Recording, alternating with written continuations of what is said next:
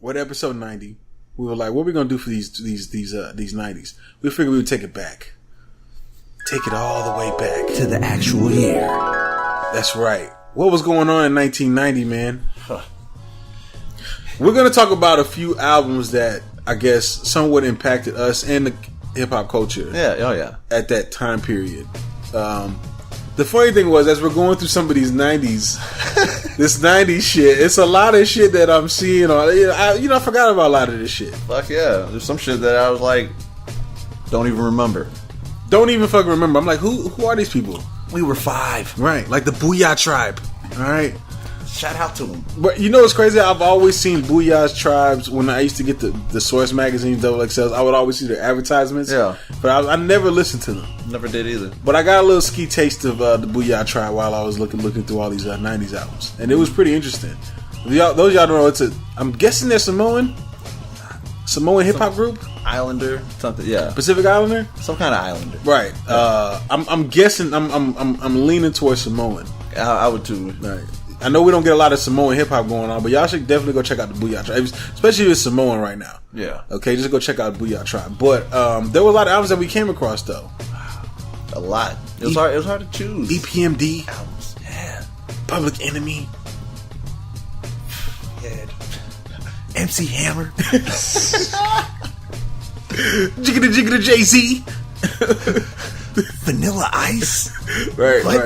Lord Finesse. There was a lot, man. There was. But what stood out to you the most from albums that came out in 1990 that you thought were hardcore? You gotta keep this in mind. We were born in 85, so we're 5 years old. 5 years old, okay? But for some odd reason, there's some albums that we're drawn to because I don't know, maybe we had older fathers, Siblings, brothers that were listening to some of this shit ahead of time. Or even a neighbor, you know? Yeah. Somebody. Right. And yeah, I mean, well, probably the one that stood out first and foremost to me would have to be the Too Short. Short Dogs in the House. Short Dogs in the House. Could you imagine how raunchy this motherfucker probably was in the 90s? No filter. Definitely no filter. No fucking filter. Definitely no filter. Hell no. Especially when everybody was kind of like functified with the raps and stuff. Bitch! You know what I'm saying? Right. He kind of started that whole bitch. Right. Oh yeah, he did. He definitely started that. And they're still using it now. You can see that with Yo Gotti's Yo Gotti's new song. You a bitch? I love it. Another one probably was LL Cool J's Mama Said Knock You Out. Yeah. That was hot fire. That was definitely hot fire, man. That's probably one of the first rap songs I ever heard. That I remember. Like, man.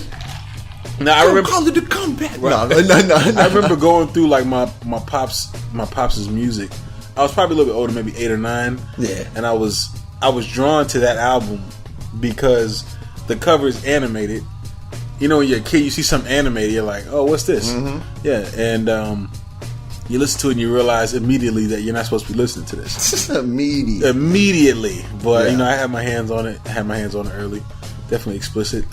Also, Ice Cube. American KKK. America's Most Wanted. Listen, man, these guys were ahead of their time. They were talking about this shit years ago. So don't say that we just started whining and complaining now about this shit. People have been talking about this shit for a long time. The struggle has been real. Right. And all the issues and problems that are, happening now have been happening since then. Right. Or happening before then. And people spoke on it then. Yeah. You just weren't listening. People weren't listening. The problem is that, there was more of a censor on it, where people didn't want people to hear that. They were trying to stop people from hearing the powers that be that were trying to. The man was just trying to keep it out of reach of the people. Yeah, the man was. It was the man. Whoever that man was. It could have been the woman. I don't know. It could have been the woman. You never know. Right. But at the end of the day, like a lot of these albums, especially like Ice Cube's. I mean. He was NWA. He was already, president was trying to shut them down. Right. Reagan. So he already had like that target on him. Right. You know what I'm saying? So and people knew what he was going to come with when he was coming out with an album. And to have KKK in there in America Most Wanted, like it was a message. Like he was saying he was America's Most Wanted. and these lyrics are the reason why. Right. I'm speaking the truth. Yeah. I'm giving you, I'm letting you inside what I go through, or what people I know go through. Right. Shit was real. It was definitely real back then. They had there were a lot of legends that came out in the 90s that people look at as legends now. Like a Tribe Called Quest that came out with an album. Probably one of the biggest legends in my eyes was probably Rakim. Yeah. Rakim was probably one of the illest dudes from that era. Kind of ahead of his time when you really think about it. Oh yeah.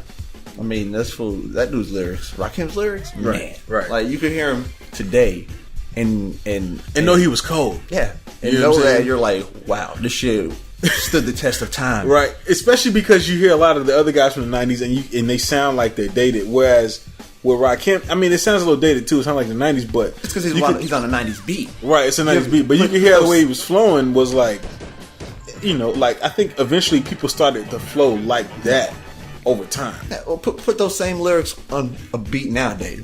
Metro Boomin.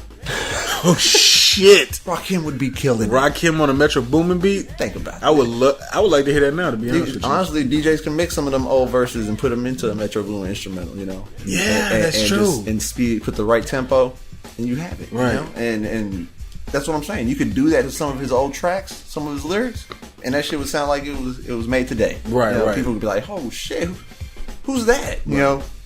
And you'd fucking fake them out because they wouldn't even know that it was just old school. Rakim had bars. Hell yeah. Rakim had bars before bars were bars. Pretty much. You know what I'm saying? Before people labeled them as bars. Right, or before people called him bars, it was just the ill rhymes. I got a hot 16. You know? Yeah, but he was killing. I mean, hell, he had the Ghetto Boys.